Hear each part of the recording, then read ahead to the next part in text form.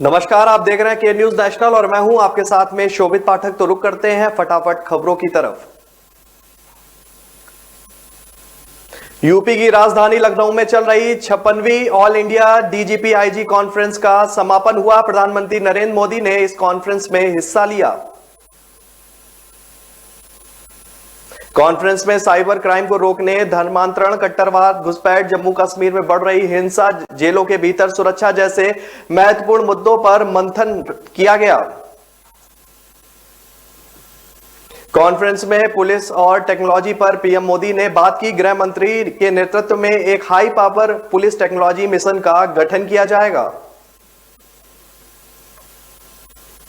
आम आदमी पार्टी पंजाब विधानसभा चुनाव के लिए अभी से कर रही है अभियान तेज। दिल्ली के मुख्यमंत्री अरविंद केजरीवाल सोमवार को मिशन पंजाब का आगाज करेंगे, जिसके तहत वो 2 शहरों का दौरा करेंगे। केजरीवाल पंजाब और पंजाबी समुदाय के लिए कई बड़े कार्यक्रमों का ऐलान कर सकते हैं। मोगा को राजनीतिक दृष्टि से बेहद अहम जिला माना जाता है। पिछले विधानसभा चुनाव में भी केजरीवाल ने पंजाब के किसानों के लिए पार्टी का घोषणा पत्र मोगा की बाघा पुराना इलाके में राजनीतिक रैली के साथ किया था। कांग्रेस के बाद आम आदमी पार्टी भी यहां बड़ी रैलियों की ही तैयारी कर रहा है।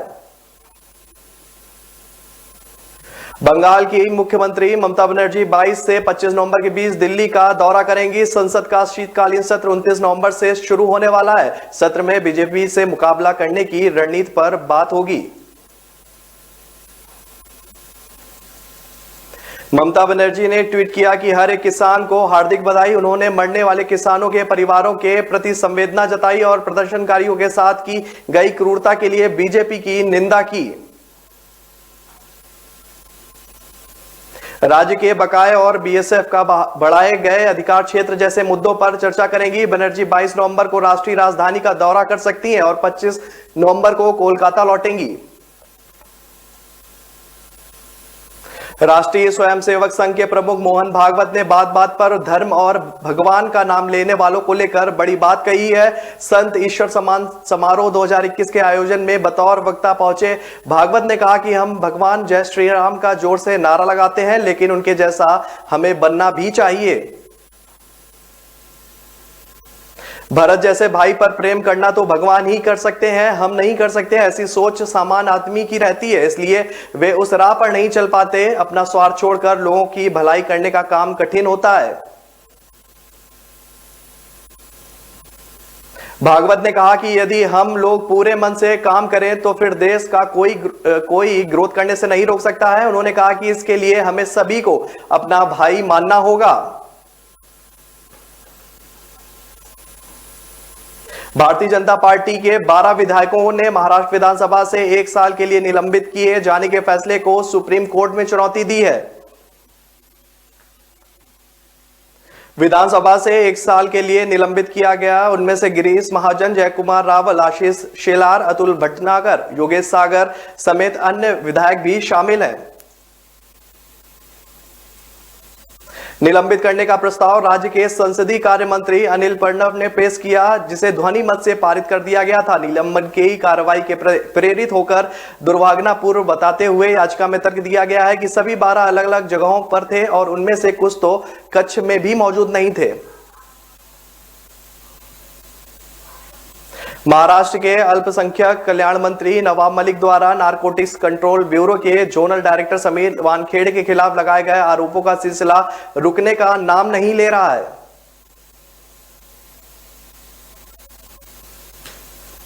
आधी रात मलिक ने वानखेड़े के खिलाफ एक बड़ा बम फोड़ते हुए एक तस्वीर साझा की, जिसे झुटलाना समीर वानखेड़े और उनके परिवार के लिए मुश्किल नजर आ रहा है।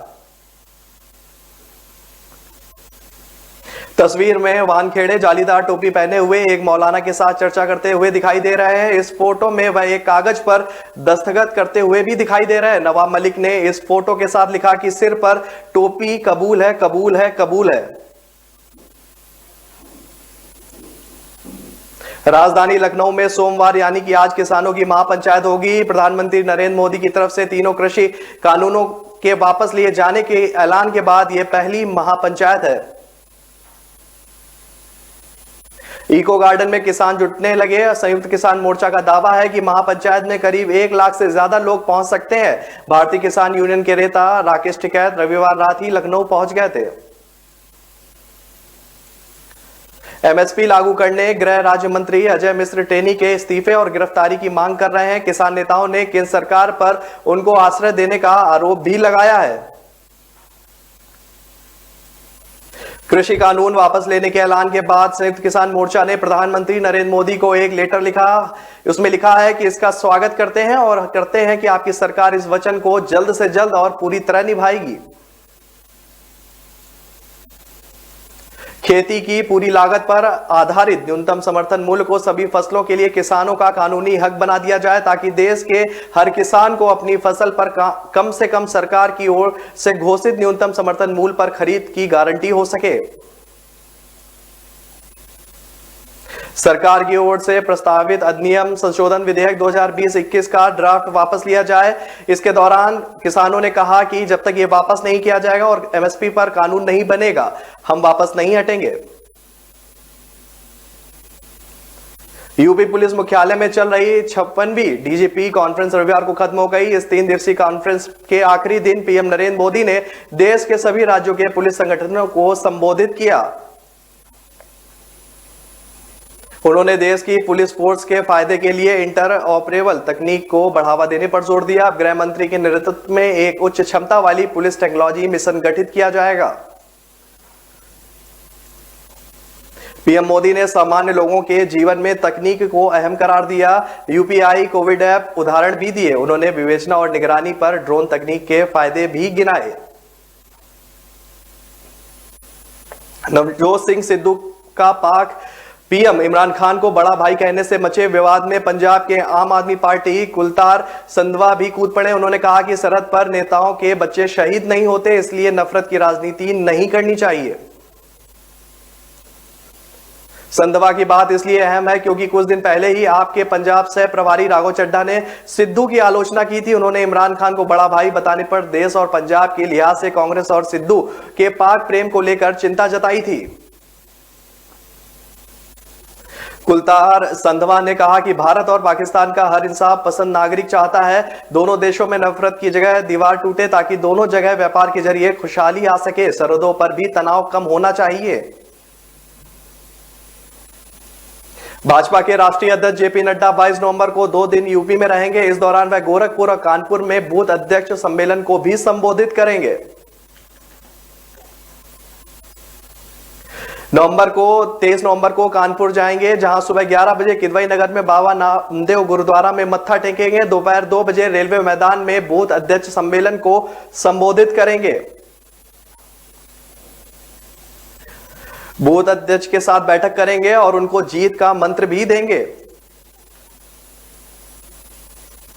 भाजपा कानपुर बुंदेलखंड की 52 विधानसभा सीटों पर मजबूत पकड़ बनाने की कोशिश में है। पार्टी 2017 में विधानसभा चुनाव में कानपुर बुंदेलखंड की 52 में से 47 सीटों पर जीत दर्ज की थी। वहीं 2019 के लोकसभा चुनाव में यहां की 10 में से 10 सीटें जीतकर क्लीन स्वीप किया था।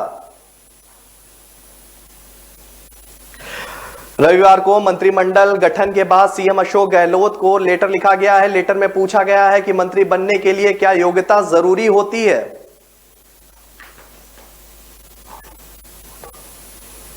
दयाराम परमार 6 बार के विधायक रहे हैं। अशोक गहलोत की 1998 और 2008 सरकार में परमार राज्य मंत्री रहे हैं, मगर इस बार उन्हें मंत्रिमंडल में जगह नहीं मिली। 2018 विधानसभा चुनाव में परमार ने 26,000 से ज्यादा वोट से जीत दर्ज की थी। परमार 1965 में सरपंच बन गए थे।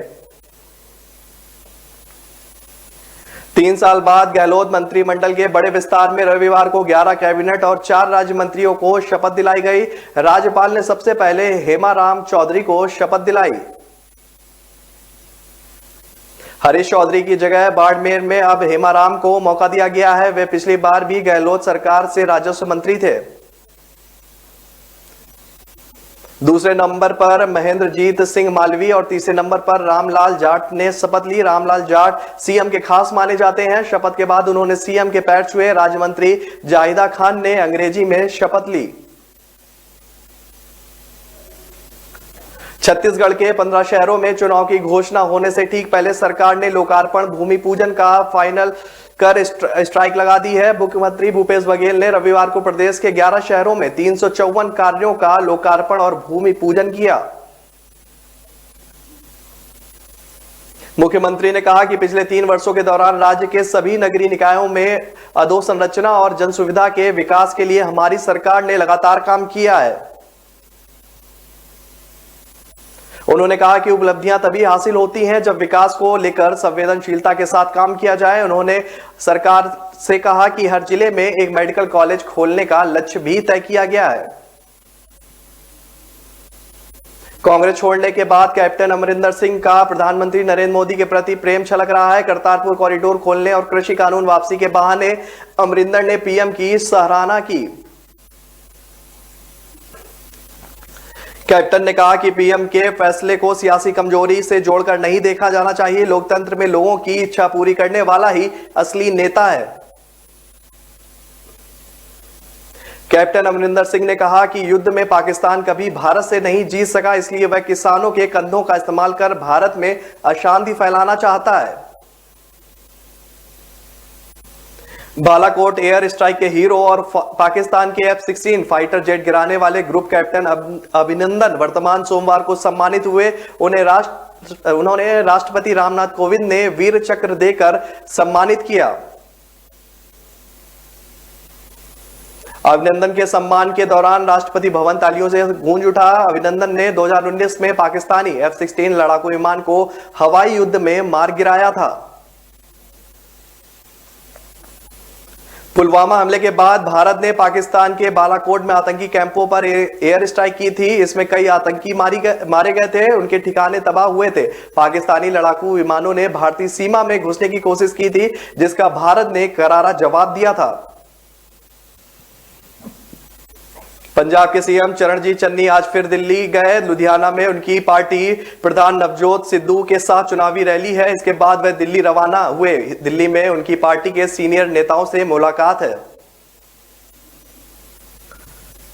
पंजाब में 3.5 महीने बाद चुनाव है, ऐसे में दिल्ली में इसे लेकर कांग्रेस का मंथन होगा। दिल्ली में बैठे नेता सीएम चन्नी को अपनी रणनीति बताएंगे। इसे कांग्रेस के वोट बैंक को मजबूत करने के लिहाज से पंजाब में सरकार लागू करेगी।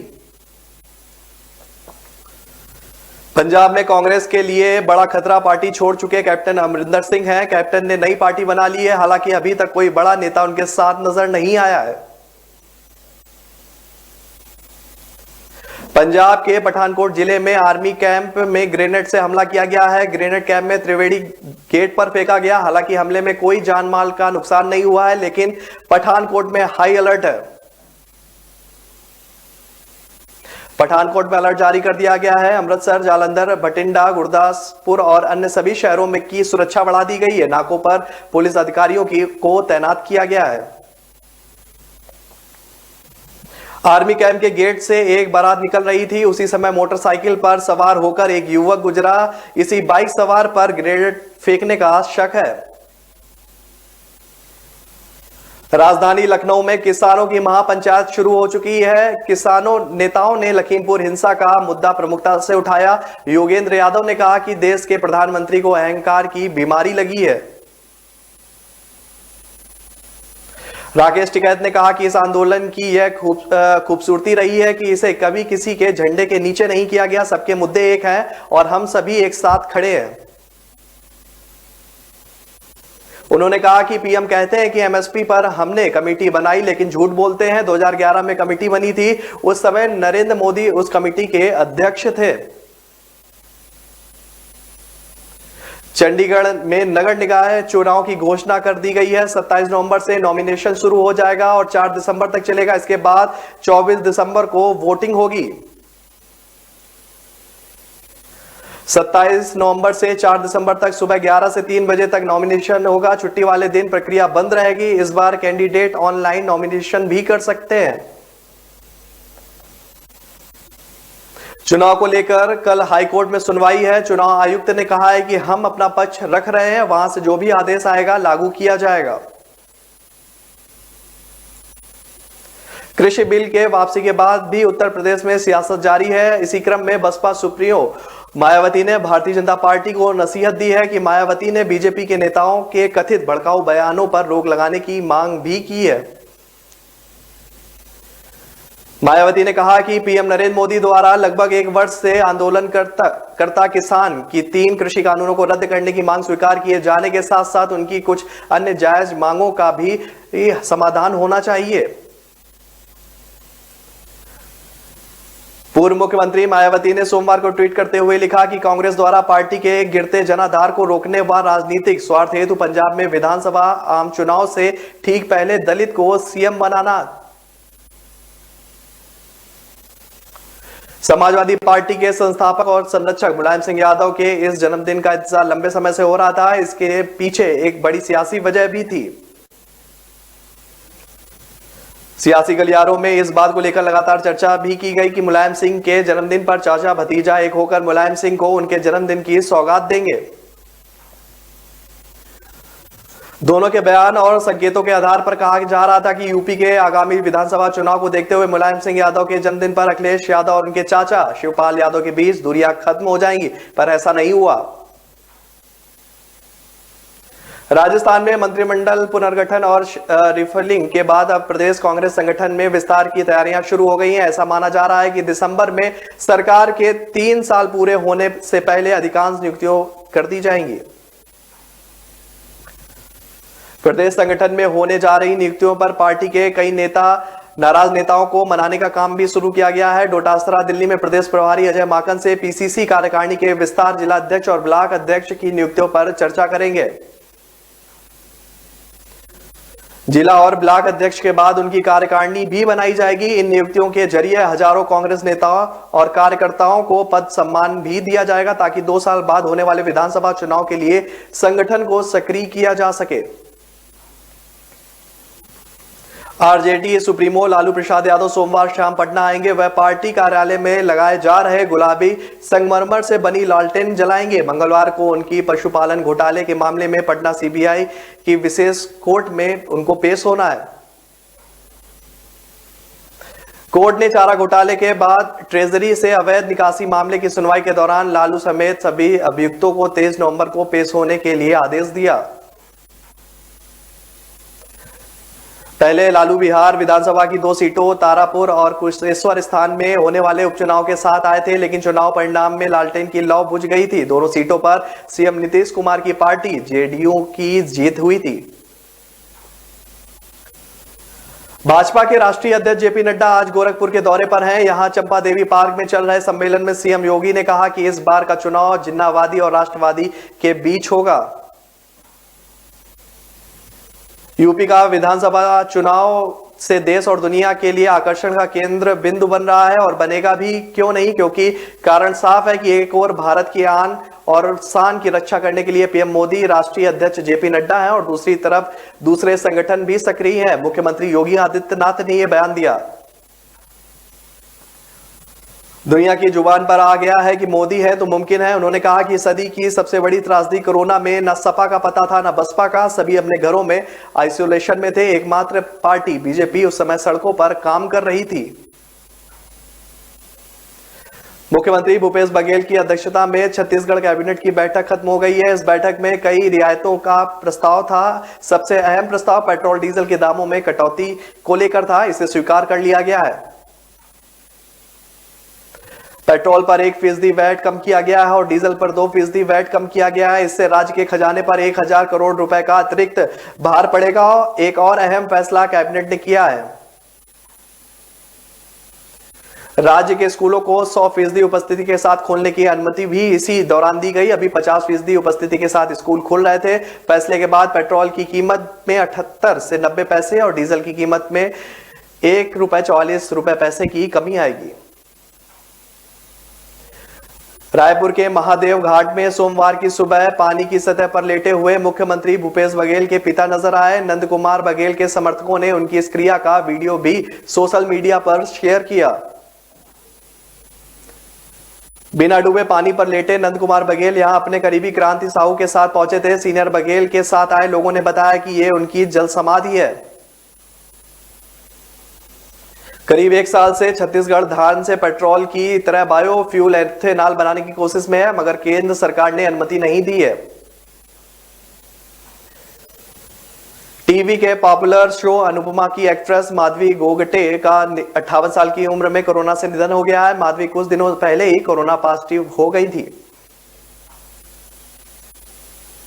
माधवी गोगटे शो लीड किरदार अनुपमा यानी रूपाली गांगुली की मां का किरदार निभा रही थी। इसके बाद उन्हें सविता प्रभु ने रिप्लेस कर दिया गया था। माधवी गोगटे ने मुंबई के सेवेन हिल्स हॉस्पिटल में अंतिम सांस ली। माधवी ने कई फिल्मों और टीवी शोज में काम किया। उन्होंने अपनी शानदार एक्टिंग से अपने फैंस के दिलों में खास जगह बनाई। उन्हें अशोक सराफ के साथ मराठी फिल्म घनचक्कर से फेम मिला था। एक्ट्रेस रकुलप्रीत सिंह ने कुछ महीने पहले अपने जन्मदिन पर सोशल मीडिया पोस्ट पर एक्टर और प्रोड्यूसर जैकी भगनानी के साथ रिलेशनशिप में होने की बात का खुलासा किया था। रकुल ने अपने इंटरव्यू में कहा कि शादी की प्लानिंग के बारे में उन्हें पूछने पर शादी की बात जब भी चलेगी तो मैं उसे अन्य बातों की तरह आप सभी से शेयर करूंगी। हालांकि अभी मैं अपने करियर पर जोर दे रही हूं। रकुल अक्सर अपनी पर्सनल लाइफ को प्राइवेट रखती हैं। उन्होंने आगे बताया कि मुझे जो पसंद होता है मैं वही सुनती हूं, मैं चीजों से प्रभावित नहीं होना चाहती। आगे बात करते हुए रकुल ने कहा कि एक सिलेबस का जीवन हमेशा जांच के दायरे में होता है। T20 वर्ल्ड कप में खराब प्रदर्शन के बाद ऑलराउंडर हार्दिक पांड्या को न्यूजीलैंड के खिलाफ घरेलू T20 सीरीज के लिए टीम में नहीं चुना गया था। अब उनके साथ साउथ अफ्रीका दौरे के चयन पर भी सवाल उठने लगे हैं। दरअसल हार्दिक पिछले काफी समय से अपनी फॉर्म और खराब फिटनेस को लेकर सवालों के घेरे में थे। अब टीम उनको जगह तभी मिलेगी जब वो पूरी तरीके से फिट हो जाएंगे।